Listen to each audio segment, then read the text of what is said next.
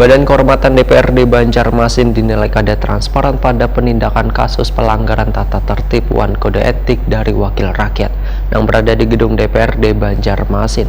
Politisi Partai Demokrat menyatakan bila kasus yang sedang dibahas dalam rapat BK kada bisa disebutkan walaupun sudah difinalisasi atas proses.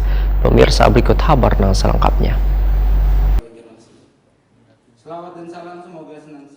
Badan Kehormatan DPRD Banjarmasin dinilai kada transparan pada penindakan kasus pelanggaran tata tertib Wan Kode Etik dari Wakil Rakyat yang berada di gedung DPRD Banjarmasin di Jalan Lambung Mangkurat, Banjarmasin Tengah. Ketua Badan Kehormatan DPRD Banjarmasin Abdul Gais Suhetokuni Prima TV jelang tengah hari Kamis 11 Februari 2021 menegaskan tetap melaksanakan proses sesuai dengan mekanisme jika ada laporan yang diserahkan kepada BK. Politisi Partai Demokrat ini menyatakan bila kasus yang sedang dibahas dalam rapat BK kada bisa disebutkan walaupun sudah difinalisasi atau proses. Namun yang jelas, ujar Abdul Gais, sebagai wakil rakyat tentunya harus menjalankan tugas dan fungsinya sesuai dengan tata tertib Wan Kode Etik Dewan.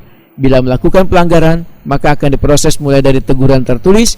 Jika dalam rapat dinilai sudah terlalu berat menyalahi aturan, maka bisa saja anggota Dewan tersebut DPAW. Anggota Komisi 2 DPRD Banjarmasin ini menegaskan bila hasil rapat keputusan BK akan laporkan kepada pimpinan Dewan, sehingga hasil dari rapat BK kada bisa terlebih dahulu dibeberkan ke publik. BK sudah menjalankan fungsinya dan menangannya secara objektif juga profesional dalam bersikap.